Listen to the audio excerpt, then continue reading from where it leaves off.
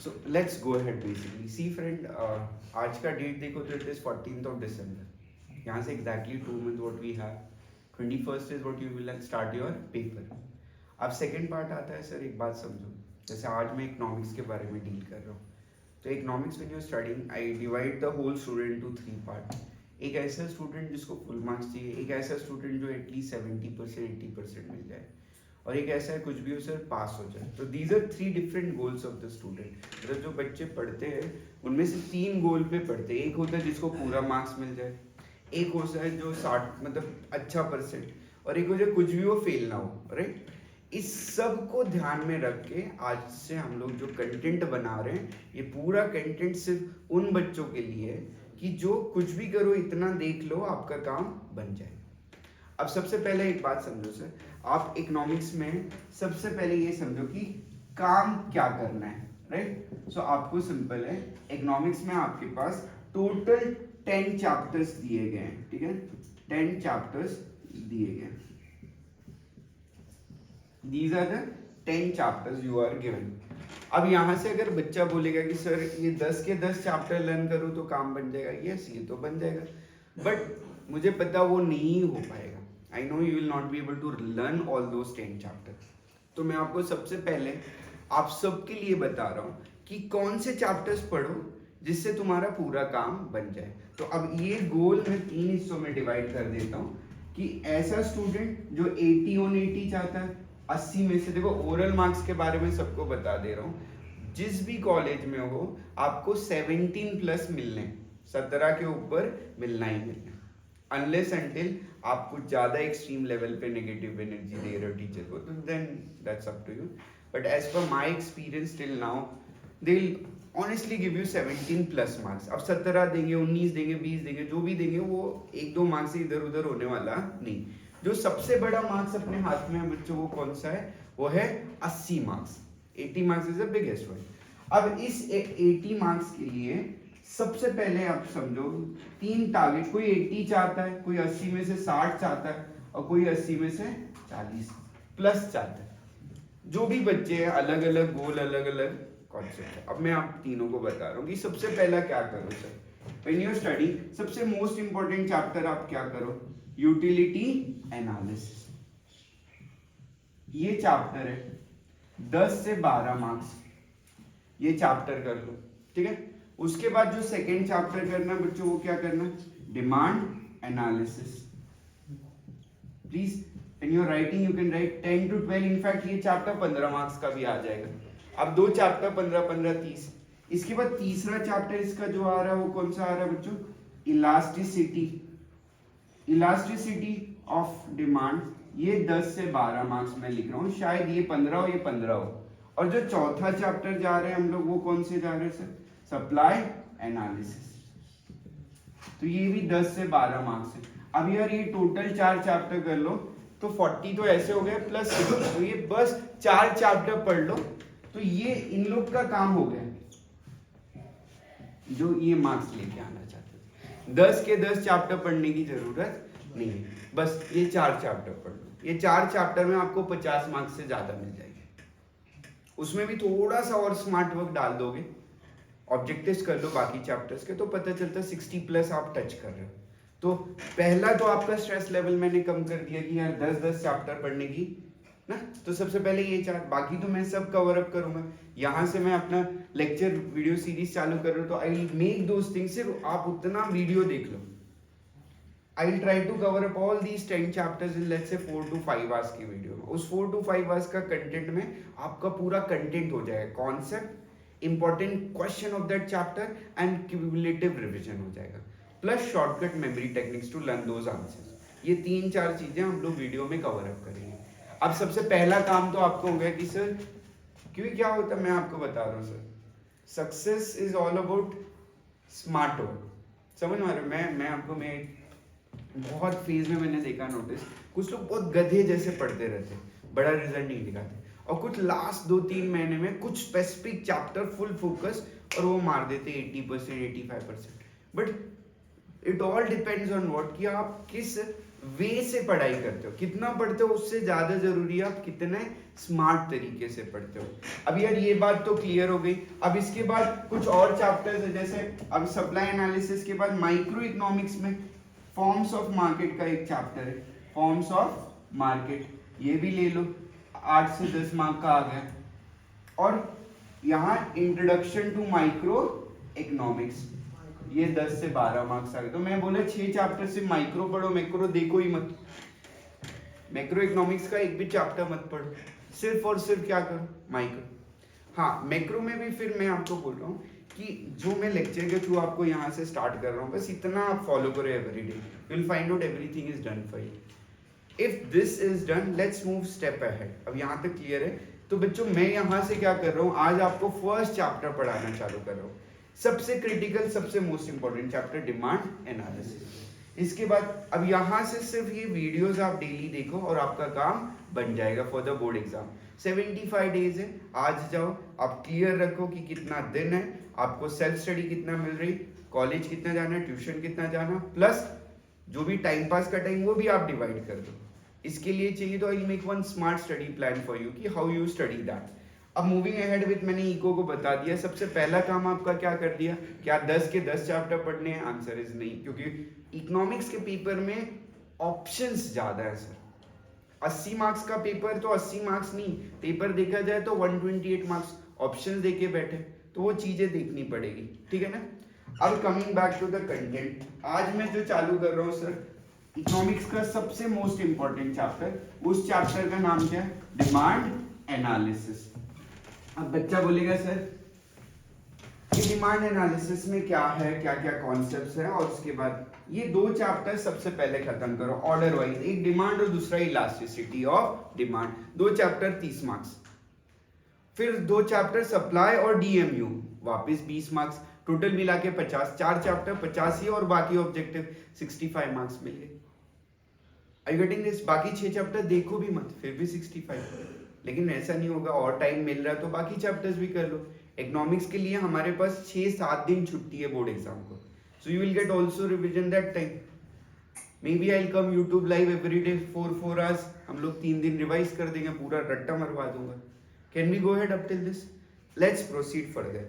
What's the name of the chapter friend? Name of the chapter is demand analysis. तो यार सबसे पहले जितने भी बच्चे बैठे हैं, आप एक काम करो, जब भी आप ये वीडियो देख रहे हो, एक नोटबुक लो, पेंसिल लो, पेन लो, जो जो मैं बोल रहा हूँ, जो जो मैं लिख रहा हूँ, वो सब आप लिखो। 2 चीज होगा, अपना पेपर ओरल नहीं, अपना पेपर रिटन है, आपकी रिटन प्रैक्टिस होगी और आपके सबकॉन्शियस माइंड। सर मैं आपको एक बात बता रहा हूँ, आपके दिमाग का 3 हिस्सा है, एक होता है समझ, उसको बोलते हैं कॉन्शियस माइंड, वो 10% काम करता है, 80% आपकी प्रोग्रामिंग है जो रोज करते हैं, हैबिचुएटेड हो, समझ ना, उसको बोलते हैं सब कॉन्शियस माइंड। अब सब कॉन्शियस माइंड को अगर आप प्रोग्राम करोगे, आपका रिजल्ट बहुत तगड़ा बनेगा, ठीक है। और उसको प्रोग्राम करने का तरीका क्या, proper routine, a proper practice. चले हम लोग, लेट्स कम है, चैप्टर का नाम दे दो बच्चों, what is the name of the chapter? Demand analysis.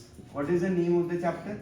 Demand analysis. अब डिमांड के अंदर सबसे पहले मैं क्या लिख रहा हूँ, माइंड मैप। माइंड मैप मतलब पहले तो बोर्ड के लिए बोलो कितने मार्क्स का वेटेज है, 12 से 15 मार्क्स। ये तो पहला पार्ट हो गया, मतलब आप ये चैप्टर को पढ़ रहे हो, गिन के 4-5 पेज का चैप्टर है सर, 4 पेज मार्क याद करके आपको कितने मार्क्स फिक्स हो जाएंगे, 12 से 15। अब आगे चलते, माइंड मैप मतलब चैप्टर में क्या क्या पढ़ोगे। तो चलो सबसे पहले क्या पढ़ोगे, मीनिंग ऑफ डिमांड। क्या पढ़ोगे, meaning of demand, nobody will talk. First meaning of demand, उसके बाद जो आएगा वो आएगा टाइप्स ऑफ डिमांड। सिर्फ तुम लिखते रहोगे, just make sure those who are in the lecture keep writing without any interaction. नहीं लिखना तो सुनो बट ध्यान से, समझना। सो मीनिंग ऑफ डिमांड के बाद बच्चों सेकेंड टाइटल जो आएगा वो आएगा टाइप्स ऑफ डिमांड। अब ये आ जाने के बाद इंपॉर्टेंट क्वेश्चन आ जाता है बच्चों, उसको बोलते हैं फैक्टर अफेक्टिंग डिमांड। क्या बोलते हैं, फैक्टर अफेक्टिंग डिमांड। मतलब यार मीनिंग क्या है, जब आप उसको समझ लो कि इसमें किस इसका अर्थ क्या होता है, डिमांड का मतलब क्या होता है। तो फिर दूसरा प्रश्न होता है डिमांड कितने प्रकार के होते हैं, कितने टाइप्स के डिमांड होते हैं।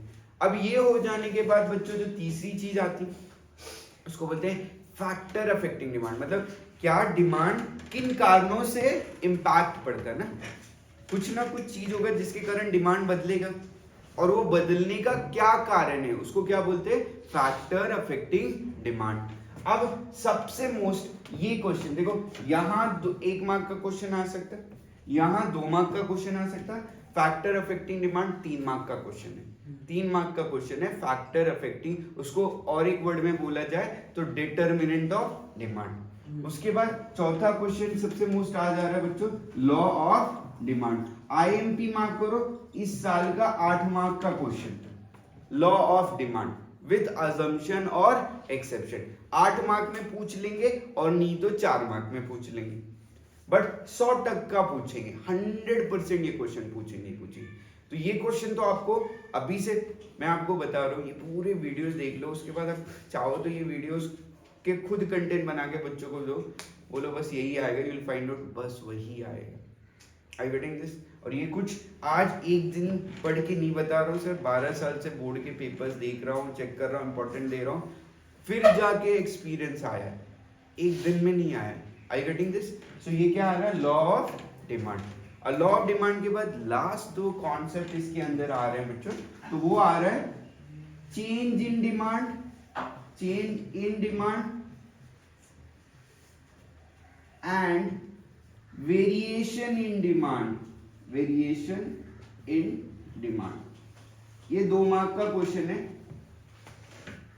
Change in demand and variation in demand. So properly अगर पूरा कंटेंट को अच्छे से सुन और समझ रहे हो तो सबसे पहली चीज क्या समझनी है, डिमांड का मतलब क्या होता है बच्चों। सबसे पहली चीज you are suppose to study what is the meaning of demand.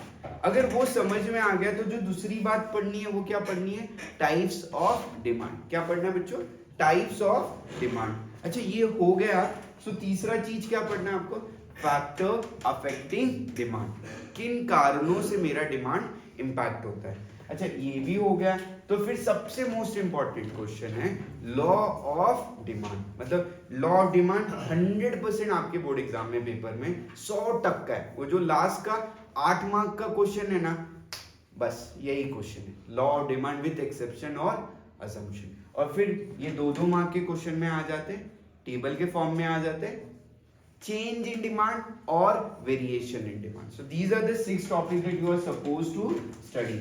One all together यहाँ 5 है, तो ये 5 टॉपिक में उसको यहाँ लिख सकता है एज अ 6, मैंने उसके नीचे ज्वाइन कर लिया। So total 5 topic. तो चलो क्विकली रिकॉल करो, अगर जब भी ये चैप्टर बोले sir this video is totally entirely driven from exam perspective, ये जो कंटेंट मैं बना रहा हूँ ये पूरा एग्जाम पर्सपेक्टिव कंटेंट है। चलो पहला बात बता दो, मीनिंग डिमांड का मतलब क्या पढ़ोगे, दूसरा टाइप्स ऑफ डिमांड क्या है, तीसरा फैक्टर अफेक्टिंग डिमांड क्या है, चौथा लॉ ऑफ डिमांड, पांचवा चेंज इन डिमांड और वेरिएशन इन डिमांड। तो ये 5 कॉन्सेप्ट आपके माइंड मैप पे हो गए। अब हम लोग एक एक कॉन्सेप्ट को प्रॉपर समझने की कोशिश करेंगे। If this is done, so let's move ahead further and go to the concept number 1. अच्छा आप चाहते हो चलो इसी के नीचे मैं concept number 1 explain करता हूँ। So demand मतलब क्या है बच्चों? Demand मतलब सबसे पहली चीज है desire।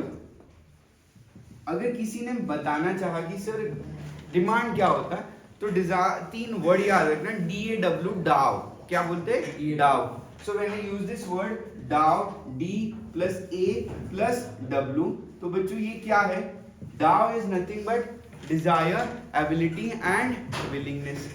क्या है, डिजायर, एबिलिटी एंड विलिंगनेस। तो 3 वर्ड में आप डिमांड को समझोगे।